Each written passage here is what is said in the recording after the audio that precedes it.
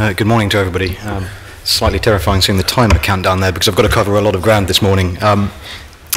As it was just mentioned, I work for the Foreign Office and I'm the lead diplomat in Vienna working with the Comprehensive Test Ban Treaty Organisation. Our mission deals with a range of UN organisations including the Atomic Energy Agency and the UNODC. But I'll just talk about the Comprehensive Test Ban Treaty. I work to directions from the Foreign Office, the MOD, and I work very closely with AWE colleagues. AWE actually has about 20 members of staff that work on the Comprehensive Test Ban Treaty and our verification systems. So I'll aim today to quickly run through the treaty and the organisation that supports it, and then run through some of the issues that we're facing in Vienna, and also why this is useful to the UK. So it's a lot of ground to cover, and I hope that you'll bear with me. The Comprehensive Test Ban Treaty, between 1945 and 1996, before the treaty was open for signature, there were over 2,000 nuclear tests.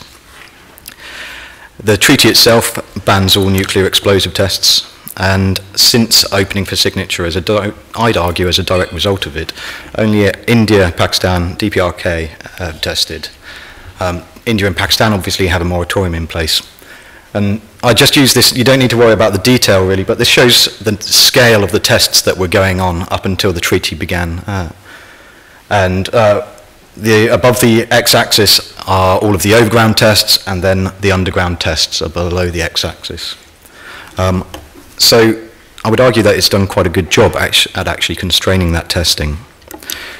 The treaty, like I said, bans all nuclear test explosions, and it now has 183 signatures and 163 ratifications. The ratifications are important because they're responsible for bringing the treaty into force and making it legally binding. Some of these are the usual suspects that still need to ratify. There are 8 key Annex II states, as they're termed, and the ones that you might expect are Iran, Egypt, India, Pakistan, DPRK. However, there are others that are less expected. China, Israel, and most unusually for us in the UK mission, the US, our greatest partner on the CTBT. And that presents us with unique challenges. As I mentioned, when the treaty is in force, it brings in a legal aspect, but it also allows deployment of an on-site inspection. I don't have time to cover that today because I could spend an extra half an hour just on that. Those are all of the states that still need to ratify the treaty. Excuse me. The treaty is unusual in that it has an organisation to support it, and that organisation is specifically there to monitor the entire globe for explosions. It's headquartered in Vienna and has a network of facilities around the world. Again, I don't have time to go into the science here, but it's 4 different types of stations dotted all around the planet, which we believe provide a high level of proof that a nuclear test explosion may have occurred. Again, you don't need to worry about what these are, but each one of those dots on that map represents one station. There are 337 in total, 85% of them are completed. As far as I'm aware, there is not a network like that in the world in any other forum, and that's all been done under the UN system. It detects atmospheric, underwater, or underground tests, and from my knowledge, unless there's anything that anybody would like to disclose here, it's the only way we've been able to confirm that DPRK have actually tested. The system is so good actually that it's the only way that we've been able to predict the payload of the DPRK tests. So that's quite useful for the UK. An enforced treaty would offer us a lot of benefits. It would act as a political deterrent. The fact that it would be legally enforceable would be great. The fact that we could deploy an OSI would be fantastic. But unfortunately, the treaty is unlikely to come into force anytime soon. When you've got the likes of India and Pakistan, who unfortunately aren't even participating in the treaty, and the likes of DPRK, who refuse to participate in the UN system, really, you've got a lot of obstacles in your way. That is a big problem. And one of the biggest problems I come across in Vienna all the time is being asked, what's the point if this treaty isn't going to come into force? It's useless. And from a legal and political perspective, yes, the lack of entry into force could be argued to be a millstone around the neck of the treaty. I would argue, however, that while it wasn't initially planned in this way, what we have from a purely UK perspective is actually extremely useful. The organisation works, we have a detection capability that works, and therefore we should look to gain the absolute maximum that we can from this. We need to, however, be positive, creative and opportunistic when we come to our dealings with that and with other states, so that it doesn't just die, in effect. And I'll do a little bit of a countdown from my perspective, and also, I suppose, the UK's perspective on why the CTBTO is important. And you'll have to bear with me in my top-of-the-pop style sort of countdown here. But at number 6, it is of importance. It offers our UK experts opportunities for research and development and ways to expand UK understanding. We have some great relationships. Our AWE experts are fantastic. They work directly with Russian, in some cases Iranian, Israeli, US colleagues, all on the same problems, and you will genuinely see them collaborating together. Again, I don't know another forum that sort of thing happens in, and it's all for a good reason. It's to prevent or to improve the system. It is that positive nuclear weapon state and non-nuclear weapon state collaboration that is very unusual for us. My fourth, counting down to the fourth, the organisation is open source in nature. Everyone gets access to the data at the same time and in the same manner. That means it's less open to accusations of bias than, for example, if the UK were to accuse a state of conducting a test on its own. The monitoring system, like I said, it works. It already acts as a deterrent, even though it's not complete. That means that it's almost impossible for a state, as far as we're aware, to test a nuclear weapon.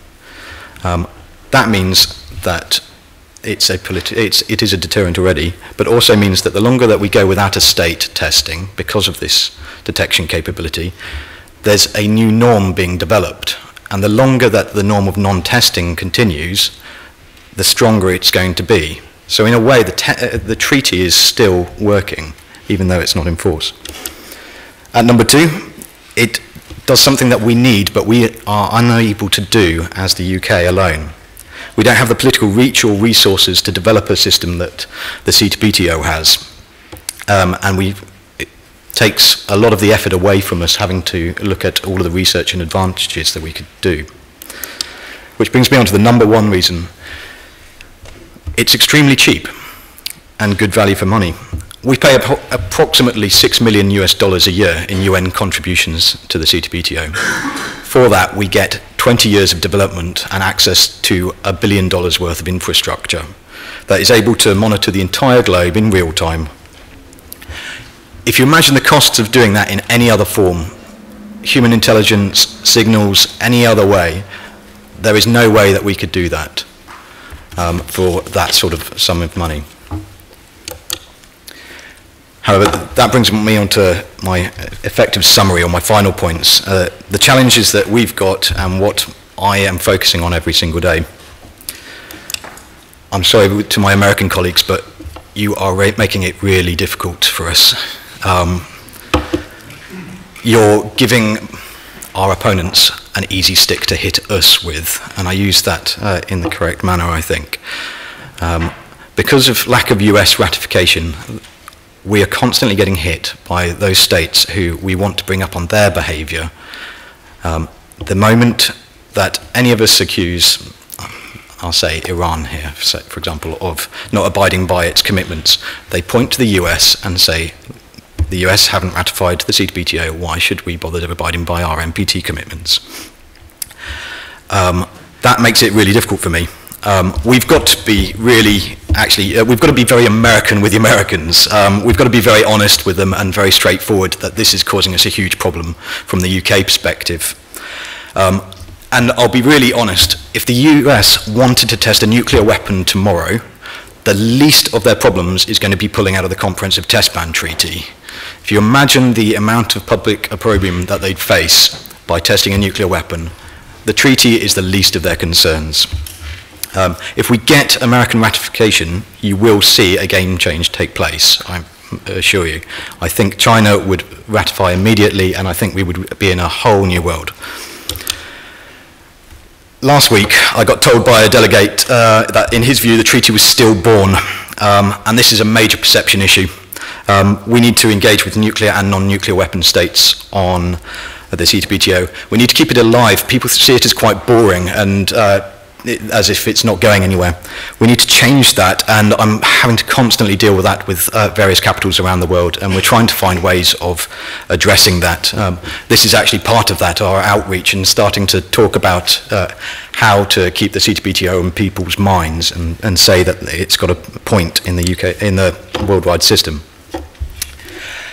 From the UK, we'll hear it today, I'm sure. We're constantly getting hit on disarmament and nuclear issues. Coming from an NGO background, I find that really difficult because I like to think of us as the good guys.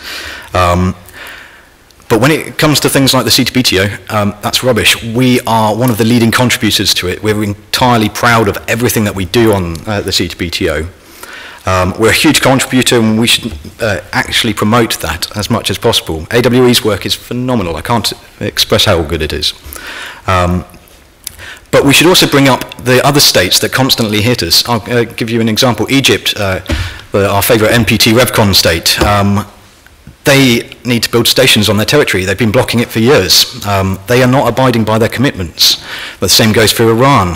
The same goes for other Latin American countries that are the first to come out and say that we are not abiding by our commitments. When you sign up to a treaty, you should be signing up to the obligations that come up with that, and we should be addressing those in other countries where we can. Those same countries are quite often asking for cuts to the budget of the CTBTO. That will undermine it and make the verification system less effective. And I spend almost all of my time, it seems, trying to prevent that sort of action from going ahead. As I said, it's only 85% complete, so it makes no sense to cut the budgets, but that is what's going on every single day.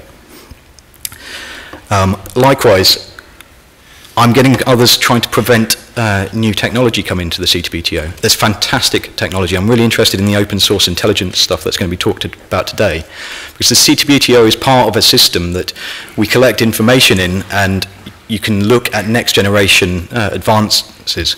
So I'm funding looking at commercial satellite work and how that can be used for verification purposes. Open source intelligence is another one. If you have something that the CTBTO detects in one part of the world, what happens if there's Twitter flurry there or something like that?